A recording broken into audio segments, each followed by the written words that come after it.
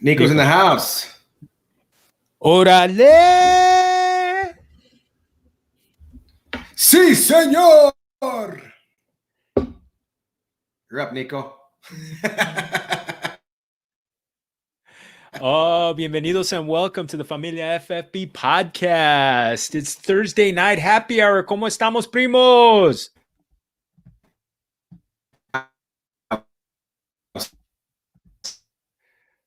Oh, it looks like we're a little stuck right now. But no, things are good. Things are good. We got Hector Reyes in the house. Primo Nico Gutierrez in the house. ¿Cómo estamos, boys? Are we good?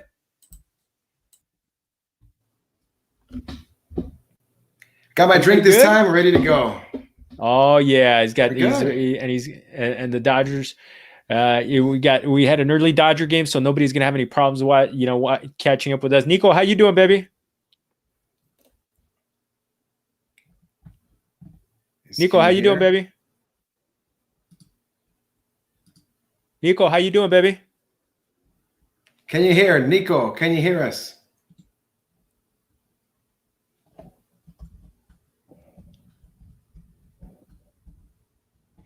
I see him talking, I think. I don't know what's happening. There he goes. Okay, well, hey. There you go. There you go. Nico's in the house. All right, a little technical difficulties, but hey, hopefully you're following us on our YouTube channel and that you're also following us on Twitter and Instagram. Hector, where are they finding you? What the heck? 2 T's? Try that. With 2 T's, and you got me at Jorge Martin 17. You follow our Familia FFB Facebook page. You got familiafb.com. We've been hammering away on the yeah, Nico, we can hear you now. Wait. Can you hear us? We're having the technical difficulties. Please stand by. Got the test tone there. I can hear you now. Can you hear me? Yeah. Yeah, we can hear you now. I got an echo going though. 1 second. Uh-oh. Okay. So we got we've been having our Beat Writer series and everything's been going great on that one. In the last few days, we had the Chargers, a great episode with the compas on the beat, Fernando Ramirez and Gilbert Manzano. Gracias, compas, for joining us, and also Zach Kiefer joining us from The Athletic, all the way from Indianapolis. So we're not just concentrating on the West Coast. And tomorrow we're gonna have a special one. The Raiders, Vinny Bonsignori, doing a return engagement. Our Las Vegas Review Journal, and also the head of Raider Nation Radio. So it's gonna be awesome. Noontime. So make sure you're checking it out. A little lunchtime Raider talk. But one of the things, guys, primos, that was kind of cool. I learned something about myself a little bit. Introspection, and it came because of the compas on the beat. Mm-hmm. They have been very, very, very, very open and honest. Things that so many things, but they've also been open and honest about things they don't like. Things that are traditionally Mexican that they don't like. One of them offered up that he doesn't like to drink. And I'm like, I think that's almost kind of negative to say that Mexicans like to drink too much. So I was like, I don't think that's a bad thing that you don't like to drink. Hey, we enjoy a good drink every once in a while, cocktails, etc. Some little chela, cerveza, Yeah. Doing it responsibly, of course. And the other one admitted that he, Gilbert, who's also a fellow CSUN grad, he admitted that he doesn't like matadors. He doesn't like avocados. He doesn't like avocados. He doesn't like guacamole. And actually, one of the things that they said was that more people gave Gilbert a hard time for not liking avocados than they did for Fernando for not liking to drink. So primos, I'm gonna divulge right now. There is one very, very popular traditional Mexican thing that I can't do it. I think it's been more than 30 years since I've tried it because I just don't like it. It's menudo. And that is what? Menudo, primos. Are you am I still in La Familia? No, you're hey man, I'm right there with you. You know what I'm saying? Like, once you have an understanding of biology, and where certain pieces and parts come from. I'm right there with you, man. I'm not a fan of menudo as much as it helps with the crudo the next morning. You had too much to drink, and that's the traditional savior for hangovers. But I'm right there with you. Although one thing I will say is that my memories as a child of having menudo was going to Abuelita's house right there in Pacoima on Carl Street, and Abuelita would make the fresh flour tortillas to have together with the menudo. Now I would have a little bit of menudo. My mom would serve me some, whatever. I would kind of, whatever. But I was there more for the tortillas. And my mom still, to this day, my mom makes those tortillas, the flour tortillas, man. That's the best. That is the best. But I'm right there with you. Menudo, we're talking about, physiology and biology and body parts. I remember going into a carniceria. I can't remember when it was. And it was just, maybe not that long ago, but when you have the meats there and it's packaged in the styrofoam and the plastic on top, and there's chicken feet like just sitting there like in plastic, and it's just like, whoa, I can't do it. Traditionally, you see patas and pig's feet and the pozole and all that stuff. Like I can't do that, man. And I'm right there with you. So there's certain animal parts, sesos and cabeza and, anything stomach lining, tripas, can't do it. Heads and brains and noses and chicken feet. I can't do it. I'm right there with you, man. You know what? It's funny. Back when I was, a kid, when my pop would go out with some of his friends, he would always come back with tacos de cabeza, sesos. And I'd be like, it's like 10 o'clock at night or something like that. And he's like, oh, you got to try one. I'm like, I tried. It was so good. Right. So good. Before you knew what it was. Yeah. Then a few years later, I realized what it was. I'm like, I can't do it. And I see them on the taco truck sometimes. And I'm like, just can't do it. I'm right there with you, man. I have a Nico. Mad cow burrito. That's always good. Mad cow burrito. It sounds like, there's like a taco truck. That's the Mad Cow. Like that sounds like an awesome name until you realize, wait a minute. Nico, how about you?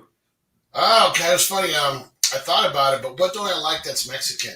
Well, besides you, George. No, I'm just kidding. No, El Fajo, remember that? The belt? I didn't like the belt. Who did like the belt? Well, yeah, right. That's automatic. It's punishment. I mean, that's you did something wrong, you get the fajo, and everyone knew what that was. Once you get in the fajo, that was head for the hills. There's some girls on Hollywood Boulevard. They liked El Fajo, something like that. Ay, Dios mío. Dios mío. That's a different broadcast. That's for later at night. 10 p.m. podcast, right? That's the late podcast. No, but we were talking about food. So nopales, I never got that. The cactus is like, I just don't get it, man. It tastes like it looks. It's just not flavor. It's not good. It's in the desert. It's like somebody threw that away and let it grow. Well, you grew up in the desert, so I can see how you have like a kind of like a. You have a bias against cactuses, growing up in, the Antelope Valley out there by the desert. I remember at the end of your block was that Sandcroft. The end of the block was just like sand. It's just like, and you're on a cul-de-sac and there's this desert there after. That's crazy. Back in the days. It's Josh and cactuses. Yeah, but and then also the candy, the Mexican candy. Was it the crushed wheat with the sugar in it with the little rose one on it? The mazapan? Yeah. You like the mazapan? Dude. George, what's your opinion of mazapan? That's one of the all-time great candies, man. It's like peanut buttery.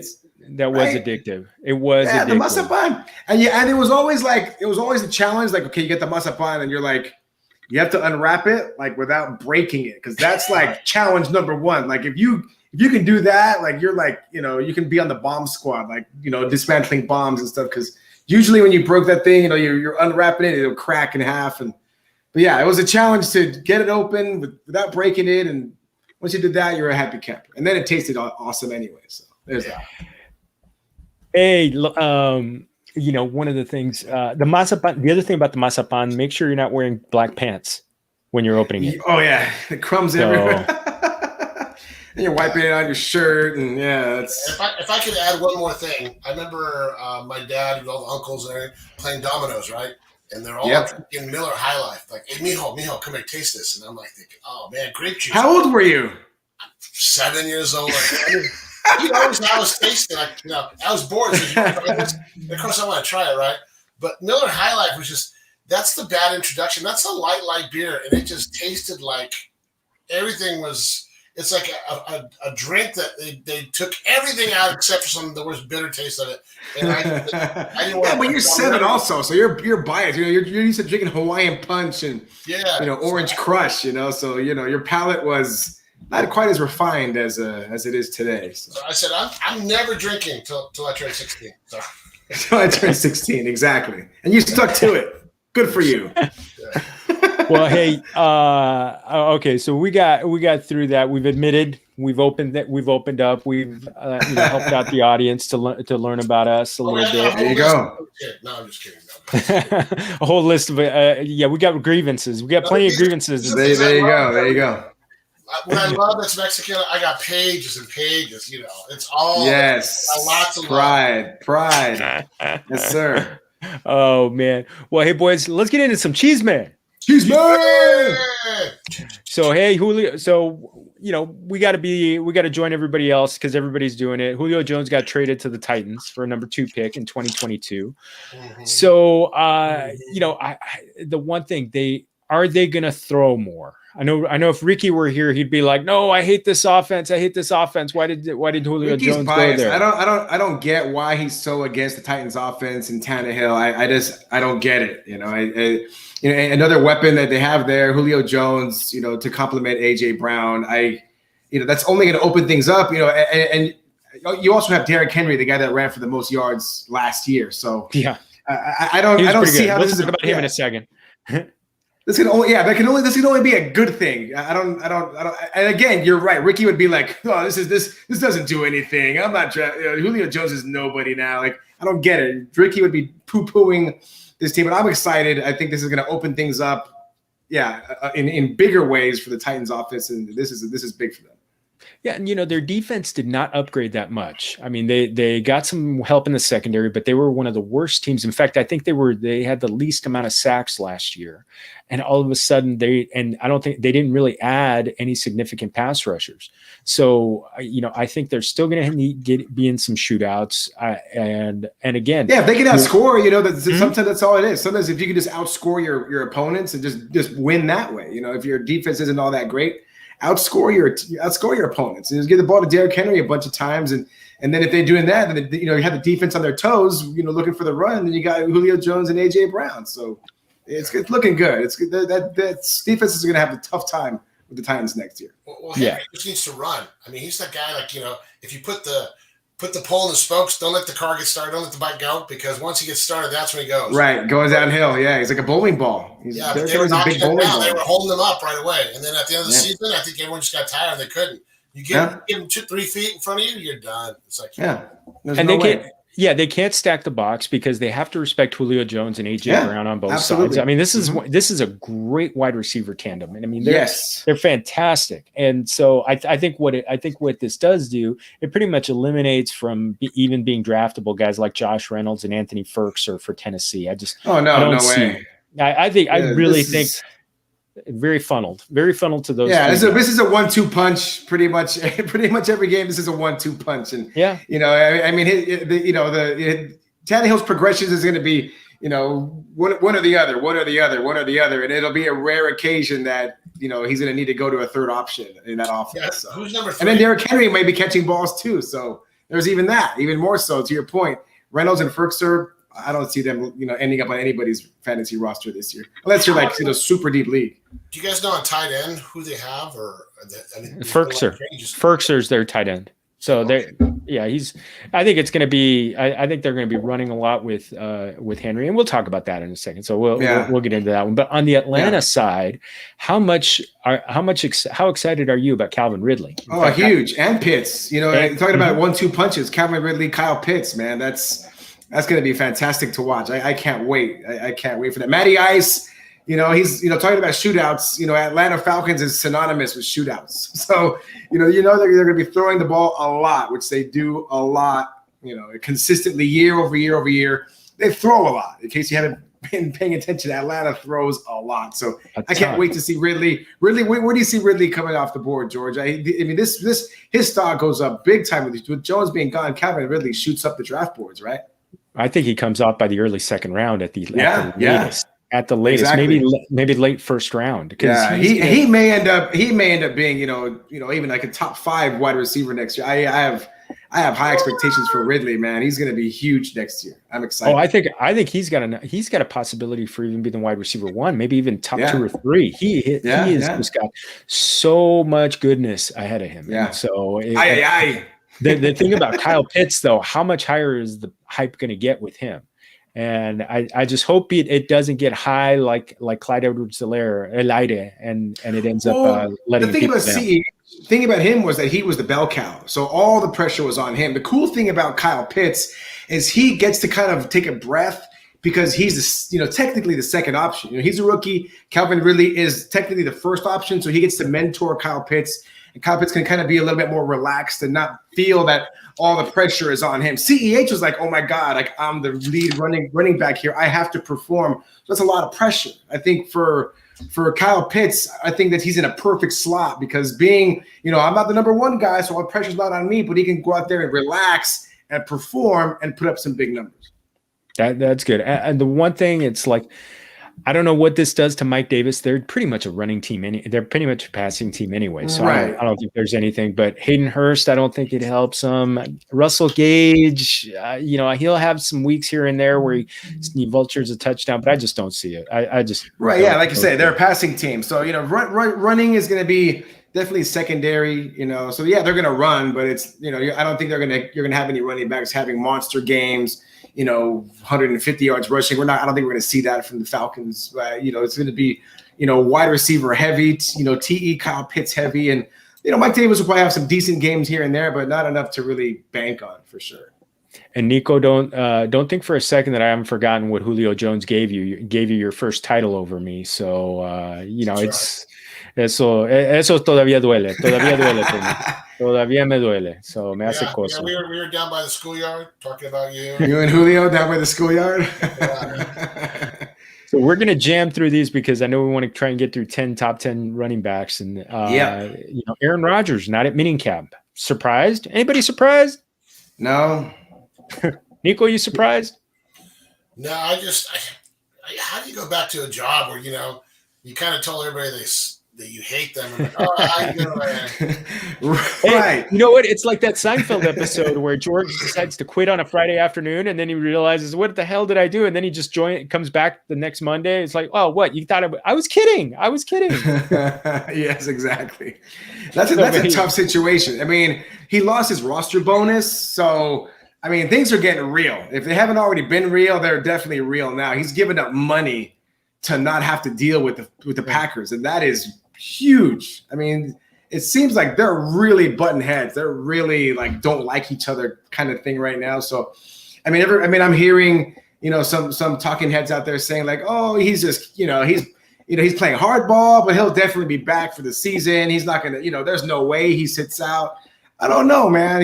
Aaron Rodgers is, we talk about the death stare. I mean, that's not just on the field. I think as a businessman, Aaron Rodgers continues with that death stare, and if you're not treating him right, he will laser burn a hole with his eyeballs into your forehead. And there's no way that I think that he meets with any demands or does anything with the Packers this year. I think this is going to be drawn out, and I really see a high probability of him sitting out for sure. It's not looking good. Yeah, I honestly. Go ahead, Nico. I'll take MVP's holdout for 300. The Jeopardy host. Yeah, that's a nice thing to fall back on for him if the football thing doesn't work out. I still kind of think he's going to show up. I think at the end of July when they do training camp, he's going to show up and he's going to. Mike Florio said it perfectly. He said he's going to show up like, what's the big deal? I never said I wasn't going to show up. I don't know, man. I think it's going to be a monster trade. I mean, it'll be for another good quarterback plus something else. And on paper, Packers will get a better deal, but Rodgers will come somewhere where he can actually create a possible Super Bowl run. Yeah, you never know. Maybe he ends up in Denver still. Denver's still there, man. I mean, I don't know if anyone's impressed with Denver's offense right now. If Aaron Rodgers goes in there, I think things change up a little bit. So we'll see. John Elway pulled in Peyton Manning. Maybe he does the same with Aaron Rodgers. Let's see what happens. Well, let's. There's plenty more to talk about with him. Saints coach Sean Payton said that everything is so far so good with Michael Thomas's ankle during the offseason. It's still kind of unclear whether he really had surgery. They never said anything for sure. But which means he had surgery, because if they ain't saying he didn't have surgery, that means he had surgery. So he's gonna. So one of the things a few weeks ago, I threw it out to Ricky. Who do you take between Michael Thomas and Keenan Allen? And he didn't want to answer. Which means Michael Thomas. Yeah, but either of you guys worried about this? I mean, it'll be almost it'll be about 9 months or so since the end of the season. So until he's back at the beginning of the season, he's probably not going to do a lot of stuff during preseason. So does that, considering it was kind of a lost season for him, anybody downgrading him? I'm not. I think just judging by we're in the 21st century, and just look at Adrian Peterson's knee. That's all I ever go back to is like surgeons have technology these days to do crazy things with injuries and to rehabilitate and to put people back together, like the $6 million man, Steve Austin, back in the 70s, we used to watch that. I mean, before he was Stone Cold. Yeah, man. Before Stone Cold, there was Steve Austin. Like Steve Austin is, the $6 million man. But there's technology now that runners have knee surgery, ankle surgery. It's like no big deal. Like, Joe Burrow, he shredded his knee. Oh, it's the big deal. He'll be back. It's like it's crazy now. Like it doesn't matter what you do. His arm fell off. Oh, they just put it back and screw it back on together. Like no problem. It's like crazy. Deadpool. It's crazy what they can do these days. Like. So, if he had surgery, which he probably did, he'll be fine. I don't have any problem. The guy's young. Yeah, I'm sure he'll heal quickly and nicely. And they have the best trainers, the best surgeons, the best doctors to rehab him, and he'll be fine. The Saints offense will be ready to go and, plug and play with whoever they're going to throw back there, Winston or, Taysom Hill. They'll be fine. Michael Thomas will be fine. Well, a lot of it's mental. I mean, these guys get hurt, but some of them just don't, and they can do it. They just don't want to do 100%. Whether it was painful or they're just afraid they're going to get shredded, or because some of these guys see these older guys and they can't even walk. I mean, that's got to be in the back of their mind.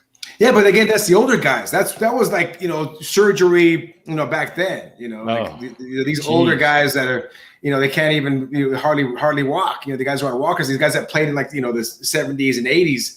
It wasn't like that. Adrian Peterson's going to be fine. For the rest of his life, he'll be great because, I don't know what they did with him, but geez, like that guy had some freaking awesome doctors to really take care of his knee, man. Yeah, he really is this, a bionic man. I mean, I don't know if you guys have seen Earl Campbell. He can barely walk. That was one of the baddest men in the world. That was at that for a time he was the baddest man out there. So and he's still the greatest running back I've ever seen, and it's sad to see it. Like built like Derrick Henry, right? Like just like a tank, right? Just a monster, like a beast of a runner. Derrick Henry just like 5'11" instead of 6'3", but just a tank, and he could fly. He could absolutely fly. So now he can barely walk. It's just it's crazy. The very big difference between surgery in the 70s and 80s and what it is today. It's like night and day. It's like it's crazy. Training facilities, the things that they needed, the things that they had, the biometrics, the turf. Yeah, Barry Sanders, man, he's like running on like green concrete. He's like, I'm done. Like I'm out of here. Vámonos. Forget that. All right, so our last bit of chisme is Russell Wilson said he never requested a trade, even though his agent put out there teams that he was going to get traded. He would offer to get traded to. So, I think this is a preview of what we're going to hear from Aaron Rodgers. at the end of July. I really think this is a I never said anything. I never actually said anything, that kind of thing. It's all politics, man. This is all politics. Fake news. He just doesn't want to get booed by the fans, so that's the big thing. So you got to be politically correct, man. It's all politics, but that comes with the territory. These days it's big money business, so you just got to mind your P's and Q's and make sure that your I's are dotted, T's are crossed, and let's go. Oh man. Well, let's go to the top 10 running backs. Let's go. All right. We're getting close to the season, man. Once we start doing rankings, it's getting exciting, man. It's getting exciting. So we went through. So last week we did the quarterbacks. We did the top 10 quarterbacks according to rank, and I still owe our fans of an article on that. So I'll be putting that out with our. So what we did is we did our consensus rankings. Hector and Ricky couldn't do those because he's couldn't join us today. He's gambling, right? He's at Morongo. Yeah. I was like, is it Morongo or Pachanga? One of those. Yeah, he better hit on. Yeah, he better hit on soft 17. If he. Yeah, man, that's automatic. You got to. You got to hit on a soft 17. Oh, got to. But one of the things about the running backs is, you look at the top 10 lists last year. How many of them actually finished the season unscathed? And not many. Not many. In fact, the top 10 running backs last year, according to Fantasy Pros, the Fantasy Pros point scoring, the top 10 running backs, the only ones who played 16 games were Derrick Henry and Kareem Hunt. So Kareem Hunt, who snuck in at number 10. So, it's, everybody else missed at least one game. So, so that's the thing that this is, it's still worrisome. And, but the thing is, you need that running back. You need that running back. Nico, you had Saquon Barkley. You lost him early and you still recovered because you had good picks down the line. And starting it off, the 101, and he was the consensus, Christian McCaffrey, but he only played 3 games last season. Dealt with an ankle, dealt with a shoulder injury, and they basically just redshirted him at the end of the season. Yeah. One of the things, he's age 25, so he's still young. Oh yeah. And any worries about the injuries from last year? Well, did he have surgery? No surgery. That's all you need to know. That's all you need to know is, he's healed up nicely, whatever, of course it's football. You get banged up, you're going to get, tweaks here and dings there. But the fact that he didn't have any surgery just means that all these months he's had to heal up and get better. And so I'm sure he's got to be back to normal now. And, Christian McCaffrey at full power is just watch out, just be ready. And let's see how things go with Sam Darnold, right? You got a new quarterback back there, and but I think he's going to make up for lost time. He's going to do some big things this year. Yeah, see 101. I think that's the right spot for him. The coach came out today and said that they still expect Christian McCaffrey to have a big load. So I think that just made everybody. If he's back to full power, why wouldn't he? Yeah. For sure. Yeah. Yeah. Nico, would you take him number 1 overall? I don't know. Right now, I'm putting a gun to your head. Pistola a tu cabeza. Yes, I would. Yes. Mexican standoff. I hate Mexican standoff. See? Quentin Tarantino has a bunch of those in his movies, man. Mexican standoff. Look it up. Well, the interesting thing is, let's not forget, this is a guy who got, 1,387 rushing yards and then got 1,005 receiving yards on 116 receptions, 19 total touchdowns. That's 2 years ago. That is like LT in his prime type of season. That was just a monstro. And the thing is, I don't know if he gets back there. I don't know if he's going to get 1,000 yards rushing, but I wouldn't be surprised if he got 800. And he's still going to be a beast. As long as he stays healthy, doesn't get hurt. That's just the cliche for every running back. As long as he stays healthy, but he's going to be a monster again. He's Christian McCaffrey. Touchdown too. He threw one, didn't he?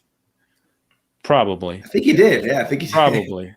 It was not pretty. Jerseys too. I think he did that, and then. He throws the annual party for the staff, so he does everything. He does. Yeah, he throws everything. The interesting thing is, remember Sam Darnold? He loved to throw to Jamison Crowder in the slot. So I wonder if he wants to throw those nice underneath passes to Christian McCaffrey, and if he's going to be feeding him a lot on those. So something to think about. It's I'm really something to sure. think I'm about. sure he is. I mean, if I was Sam Darnold and Christian McCaffrey was on my team, I'd be looking at him all the time. So yeah, for sure. Oh, yes. You got to have a good quarterback because you don't want to sit there hanging to dry. Pass down the middle is the most dangerous pass. It's the worst play because you just hung out to dry. And if your guy's not leading, McCaffrey's tough. He's got a low center of gravity. He'll be fine. He can just bounce off those guys, linebackers and whatnot. He'll be okay. No, I think if they're smart, they got to throw it outside and just say, you know what, get them on the sideline, get out of bounds, save the car crash for another day. Save it for when we really get the first down, get out of bounds. So number 2, Dalvin Cook. Big surprise. He was the RB2 last year. He's age 25. He averaged 24 fantasy points per game last year. He had 1,557 rushing yards, 312 attempts. So that's a career high right there.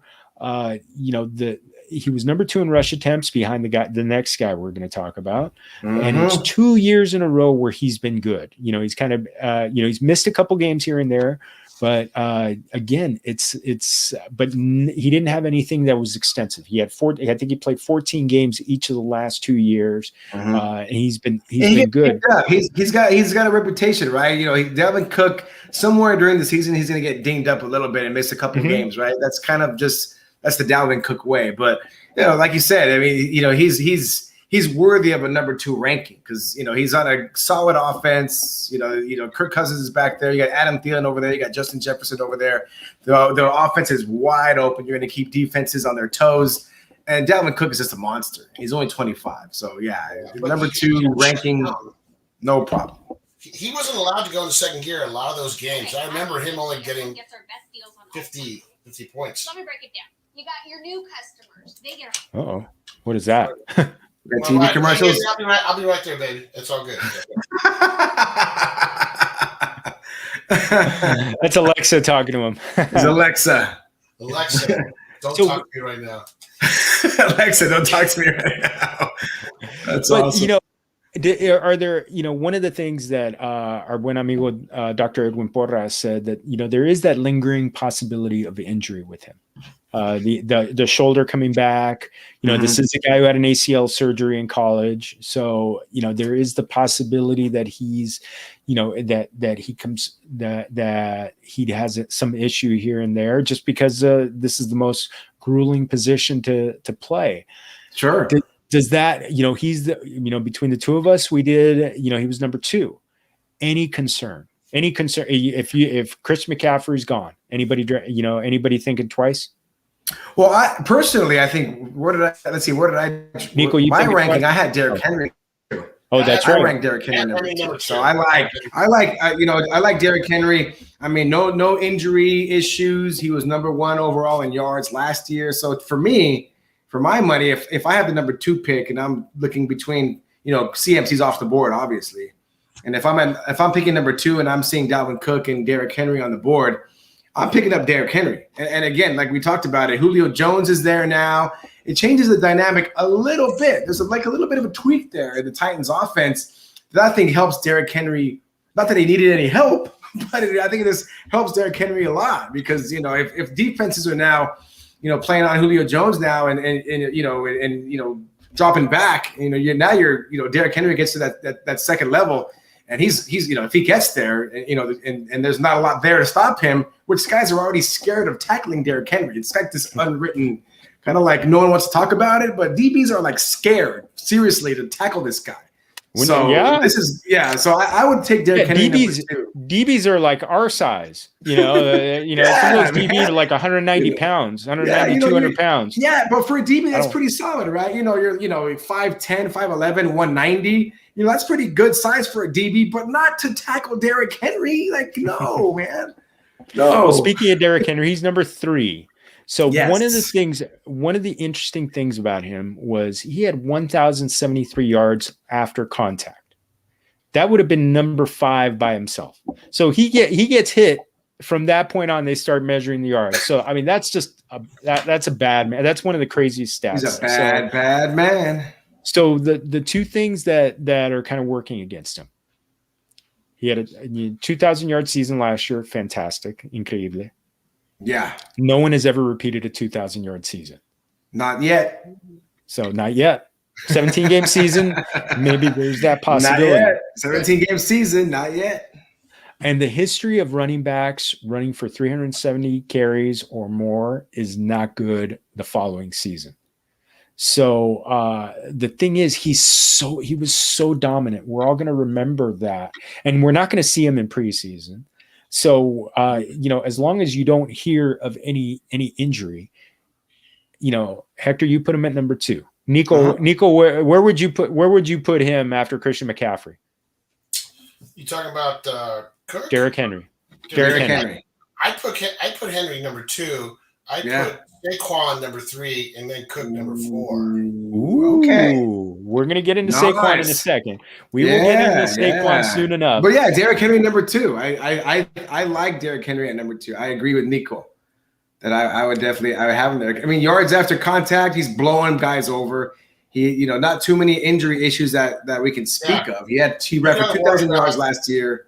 Yeah. And the thing that stands out to me, if you watch Derrick Henry run, it just looks effortless. It looks like, because again, he's not taking punishment, he's giving it.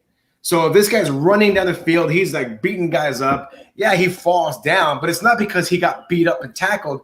It's just because he fell, like somebody grabbed his legs or he lost his balance and he fell. It's not like he's getting beat up and falling down. He's not getting, manhandled and brought down. If he falls down, it's because, it took 3 guys to bring him down. So he's not taking like when I watch Derrick Henry run, he's not really taking a lot of punishment. He's not getting injured. So, the stat that you mentioned, when an RB has more than 370 carries in a season, and then he carries that into the next season, generally there's like a taper off or regression. I really don't see, Derrick Henry's like a unicorn. Like I don't really see that stat affecting Derrick Henry because he really doesn't. If you watch him run, if you watch his games, he's not getting beat up, which I think is that's where that stat kind of comes in. It's like RBs are, they're running, they're getting beat up and they're, ice bath after the game. I don't see that. I don't see Derrick Henry doing that. I think, after the game, he showers and he puts his shirt on and he drives home. I don't really see him like, oh my God, I'm so hurt today. So I think Derrick Henry is a different kind of animal. And I think that's going to show next year. I think he's going to have an awesome year. If CMC was out, Derrick Henry would be my number 1 overall. So he's going to be great.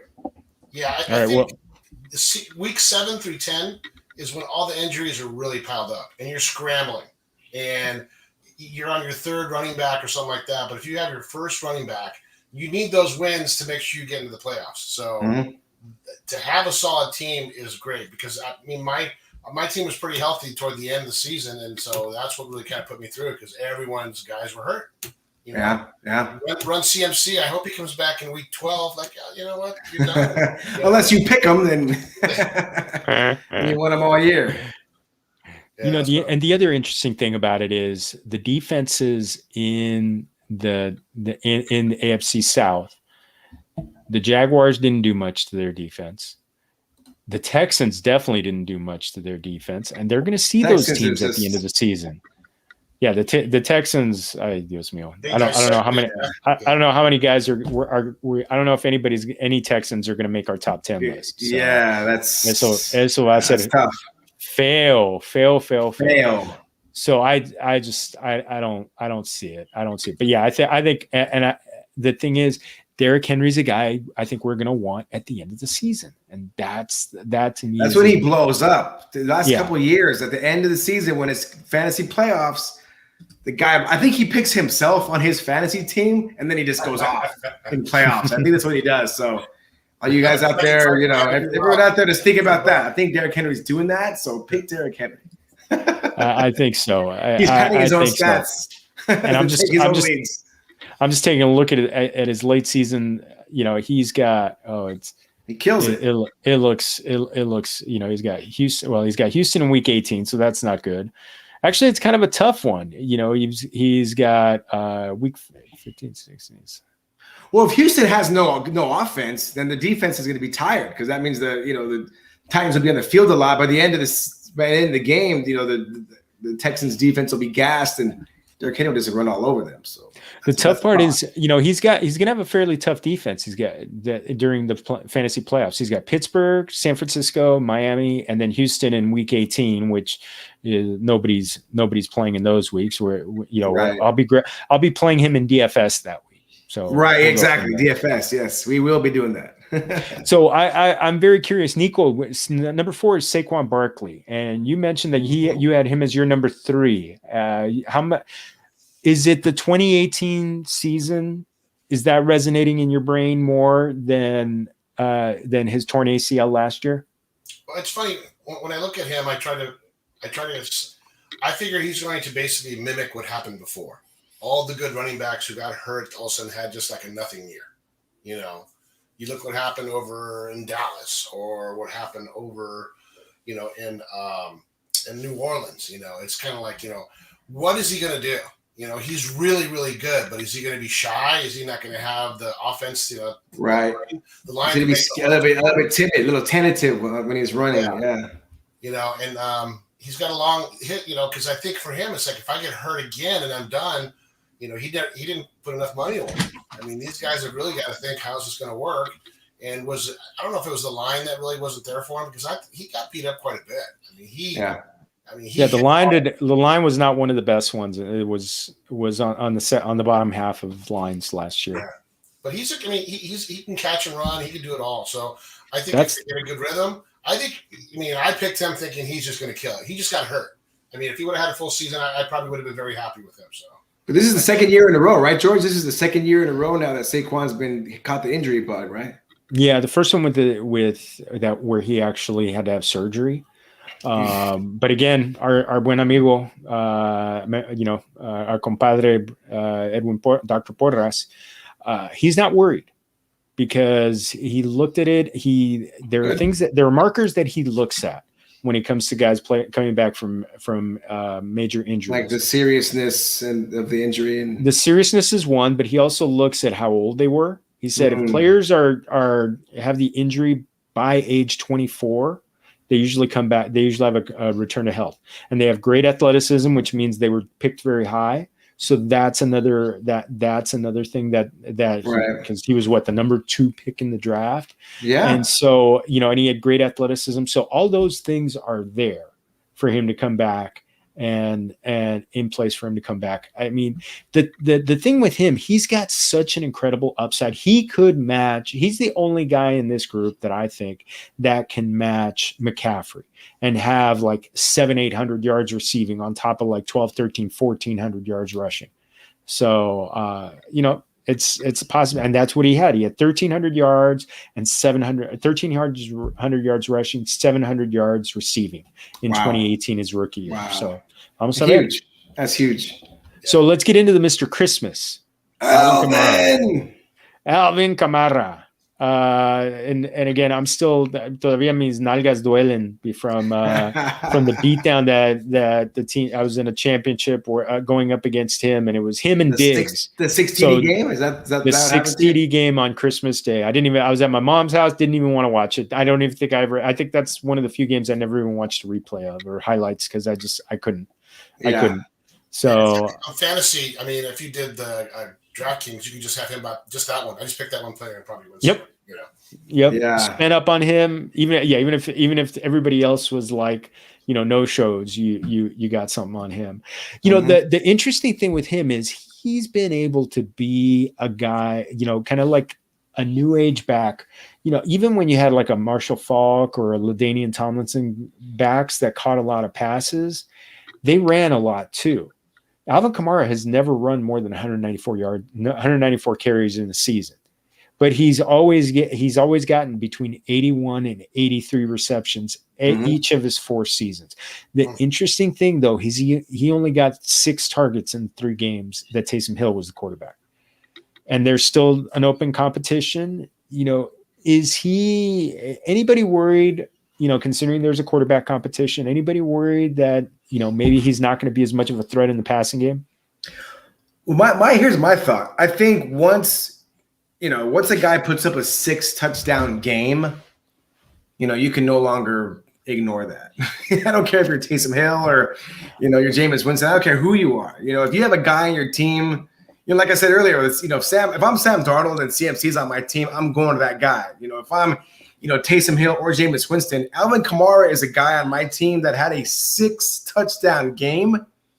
I'm looking for him for sure. The guy can score 6 touchdowns in a game. I'm going to find him because he's going to score me another touchdown. So, yeah, I'm going to look for Alvin Kamara. So, whatever happened before that, I think having 6 TDs in a game, I think completely should change the thought processes of Taysom Hill for sure. If he hasn't leaned on Kamara in the past, that game I think should have at least flicked on a switch in him to say, I think maybe I should lean on this guy a little bit more. So I think it will. I mean, that's crazy to not, if you're Taysom Hill and you're not utilizing Alvin Kamara, like, put in Jameis Winston.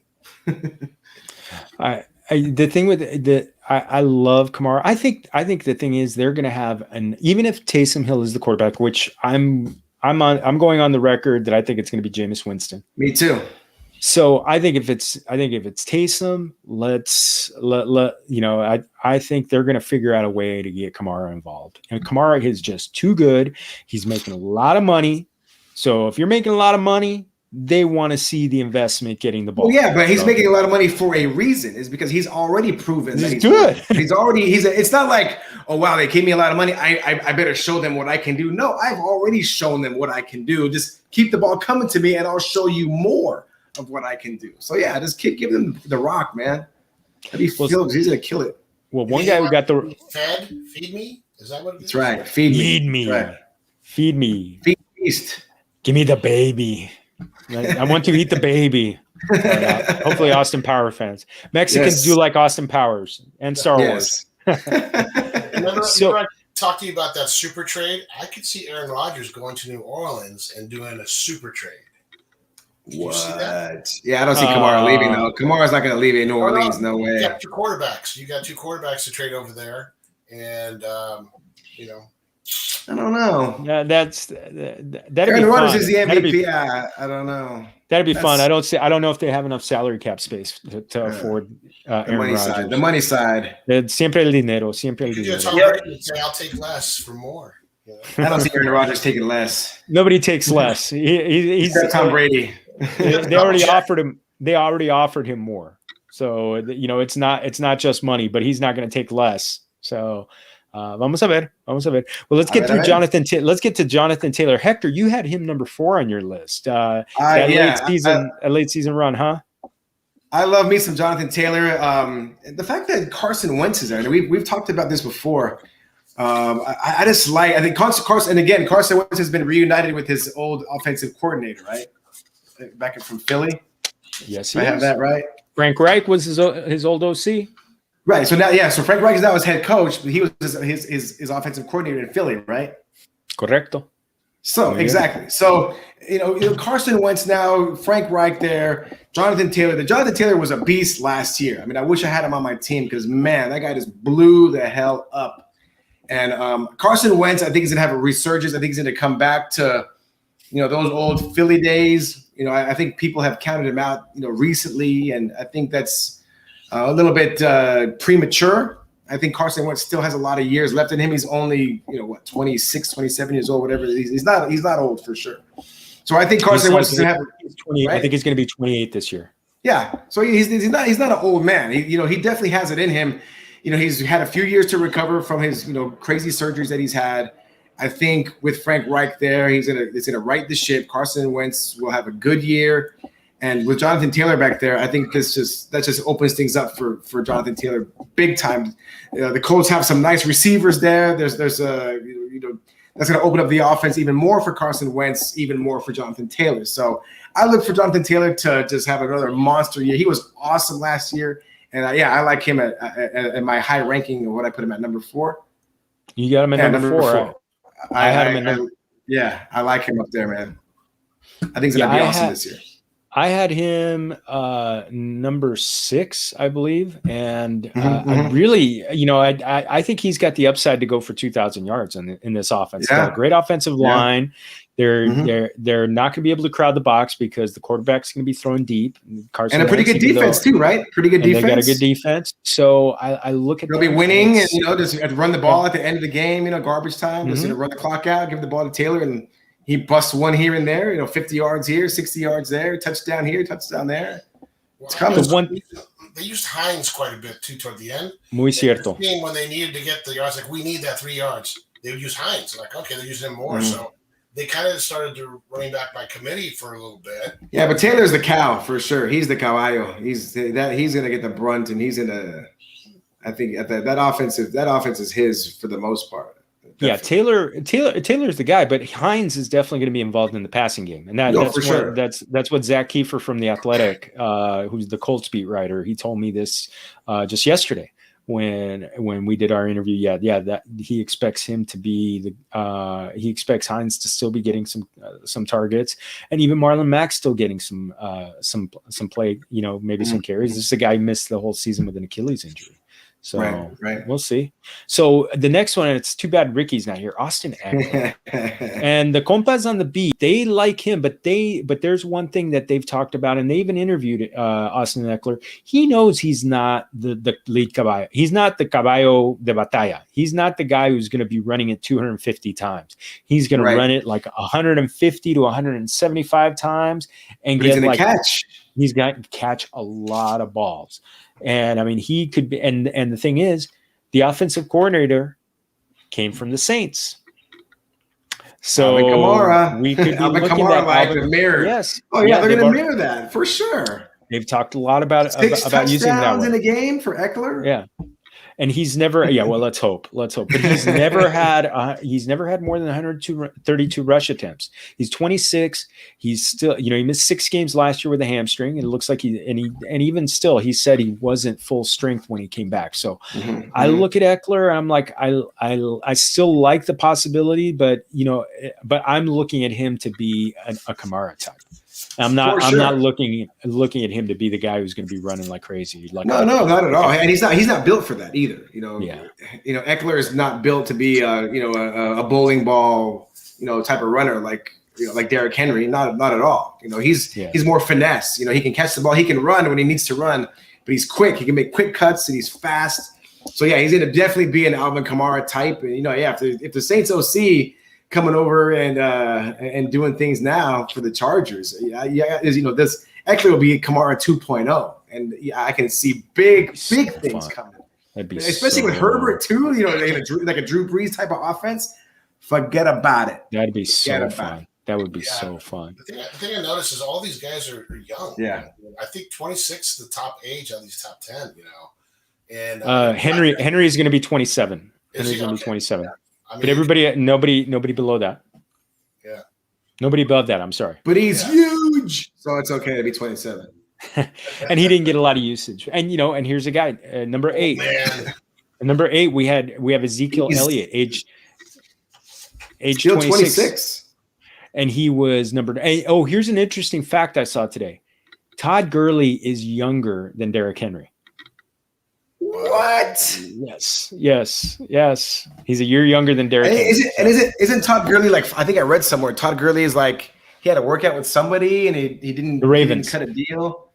The Ravens. That's right. With Baltimore. He's with the Ravens. He visited the Ravens. He also visited the Lions. So, who knows what's going to happen there? I mean, he might be out of the league, man. That's crazy. Some guys get retired by the game. But the next guy is another guy who got paid, but he's still getting paid, Ezekiel Elliott. Now, last year was a tough year for him. He got COVID during the offseason. And then all of a sudden, he was the guy. You guys know I picked him number 2 in our Familia League. Yeah, you so did. I picked him over other guys. And even though he played, he just wasn't himself. When the offensive line got dinged up, and Dak Prescott had suffered that devastating. To say the least. To say it mildly. He was the RB4 at that point during those weeks. And so, during the first 4 weeks of the season. So he's still got it if Prescott's there. Prescott's supposed to be there this year. The O-line should be healthier this year. Could they be fine? Everything. We got he looks like he's in the best shape of his life from Dak Prescott saying that about Zeke. So, Good. but you hear that all the time. That's politics. They're supposed to say that. I look at this, and it's like, and Zeke could be an exciting. He could be a guy that you get if he lasts into the late first round or early second round. He's a guy that could have one more good season left in him, one or two more good seasons left in him. At least I know the Cowboys expect that. But anybody think? Hector, where'd you have him? You had him number 9, so right there. I had him at number 7. So I'm a little bit hesitant. I'm hesitant, man. I mean, Ricky being our resident, nurse, said that, with COVID, there could be some heart issues. And again, it has appeared that Zeke was just out of sorts last year. He just wasn't himself. And in my mind, there may be a correlation there. And, even though Dak, again, as he's supposed to say, wow, this guy looks like he's a rookie. He's in the best shape of his life. Wow. He's supposed to say that. So that doesn't really mean anything to anyone. The reality is, like, what really, what is the reality, with Zeke, and how, did COVID really affect him? And it was his subpar season last year really a result of COVID? And is that going to carry over now into this year? And so, Dak coming back from, big injury, there's some question marks there. So that's why I rank Zeke a little bit lower, because I'm a little hesitant. I definitely pick some other guys ahead of him. I have Eckler, I have Chubb ahead of him, Saquon, Alvin Kamara ahead of him. So those are just guys I have a little bit more trust in, just because, with COVID, we've never seen it before. So who knows if there's a spillover, carryover type of thing with people who've had it. So I'm like I said, I'm just kind of tempering my expectation with Zeke, and that's why I ranked him a little bit lower. So I'll take a wait and see approach. I don't know if I want to take a risk on him at that pick. I'll wait a little bit. If he's available there to me at number 9, I would scoop him up there. But before that, I have some other guys that I have in mind. Nico Las Vegas, any final word? No, I just, with that subsidized unemployment, he might not want to come back to work. So I was. He's got a paycheck from Chunky Soup still, right? So that's exactly. Ay, Dios mío. This is why I love you guys. Sopa, another kind of, not sopa de arroz, another kind of sopa. Cambo soup. So our next guy is kind of interesting. Cam Akers. He's number 9. He's number 9 on our list. Both of us actually had him lower than that. I have him number 11. Hector, you had him number 10, but we had such a disparity on other guys. So he had such an incredible closing kick. And but I look at the fact that the conversation with Kevin Modesti, the beat writer for the Rams, he pointed out that that Darrell Henderson was that the Rams do want that lead back, that number 1 back. Mm-hmm. But Darrell Henderson still could get some play in there. Mm-hmm. So that is, that one gives me pause to want to grab. At this point, I may be looking at grabbing a receiver and letting somebody else get Cam Akers. So that's the thing I'm thinking about the draft, or grabbing a Travis Kelce, who's such a star. Right. Yes. Such a stud. But he was so great at the end, and I'm a Ram fan, but I have massive. Yeah, but again, now we're starting to get into later in the first round, and now if it's running back by committee, and if Henderson's gonna take a bite out of his carries, then you're gonna have reason to be a little bit hesitant there for sure. Yeah, I mean, he's a guy. He averaged 85 rushing yards at the end of the season, his last 4 games, and he was dominant in the playoffs. He was really good in the playoffs. And yes, but the other thing is, if he comes in, is he also a factor in the receiving game? So could that be happening? And that's very interesting. And how Stafford? I mean, is Stafford known to be throwing the running backs, or is that he throws it. He doesn't throw it as much like a Phillip Rivers or somebody like that, or Drew Brees, but. Remember that game last year? He threw it to DeAndre Swift to win the game. He dropped it in the end zone. Dropped it in the end zone. Ay, Dios mío. Yeah, I still remember that. That's Ay, Dios mío. Because my brother Vic is a diehard Yep. He's I like, think yes. And he's like, no. Oh, it was horrible. That was horrible. Yeah. So the next one is named after a primo, Nick Nico. Chubb. Not the Chubb. Chubb part, primo. The Nick Chubb. I'll take it off. You know? You take it off. We're just gonna start Nick Chubb for that one. Yeah. So Nick Chubb was Nico Fatso, so I'll just go Nick Chubb. That's good. Nico Oh, Chubb. man. So I look at him. You know, I didn't have him very highly rated just because I know he's not much in the passing game, and Hector, you had him high. You had him number 7. Mm-hmm. I had him number 15 just because I just had other guys that I ranked just a little bit ahead of him, just a little bit. But there's a lot to like with him. He's got a great line. He did miss some time, but he's still only age 25. No surgery happened. Right, exactly. Nico, you got your Tocayo. You feeling good about him? Well, you know, it's with him and Hunt there, because Hunt could blow up and be like the best there, you know. And you got them both there, and it's a lot like New Orleans when you had Kamara, you know, out there, and you had Hunt. You had Hunt kind of filling the Kamara. Yeah, so you basically have, you know, two good running backs. And to tell you, I don't know why they didn't kill it, because it's like these guys, but they did. There were some games, remember, they were just, you know, ham and egging it back and forth. So, you know, you get Chubb to go out there, you know, you got Hunt, and then so you can go back and forth, and you can pass it. They got a quarterback that can pass. You know, I loved seeing the Browns in the playoffs. So, I mean, they have a great O-line. I mean, that's the thing that I look at. Yeah. You know, for Nick Chubb, they have a top-notch O-line. You know, ranked number 1 by Pro Football Focus. Yep, numero uno.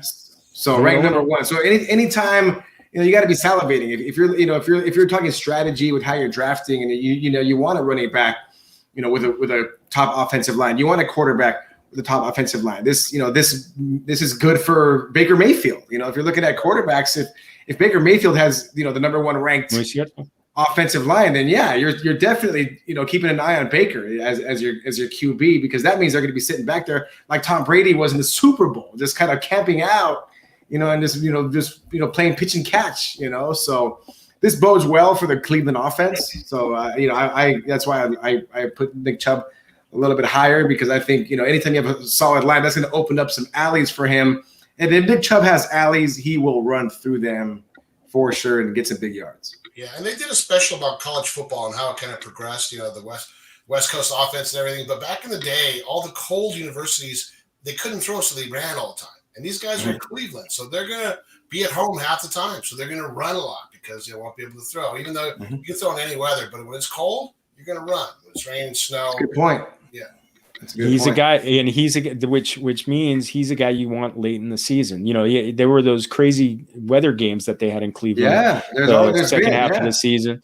So you know that, and Chubb still played well in those games because they decided to run the ball. So that's another thing to keep in mind. I mean, we'll definitely be breaking down their schedule, doing more. You know, I'll be hitting up a Cleveland Browns beat writer in the weeks ahead to keep us going on that one. So Primos, es todo for our show, our live stream. Yeah. Special thanks to Anchor and to YouTube for putting our podcast out into the Familia community. Please make sure to subscribe wherever at YouTube or wherever you get your podcasts. Please make sure you're following our original content at familiaffb.com, and that you're also checking out our Twitter. You can find me at Jorge Martin 17. Our Twitter is at familiaffb. Hector, what the heck? 2 T's. Ricky is at Ricky Torres TV. Sorry, Ricky Torres TV. Nico is going to get Twitter one of these days and not be in the Stone Age. And make sure Las Vegas, the kings of the Stone Age. And there you go, Nico Las Vegas. Nico Las Vegas. Oh man! All right, well, let's get out of here, everybody. Gracias, everybody. Thank you so much for joining us, and remember, todos somos familia. That's right. Adiós, amigos. Salud. Salud.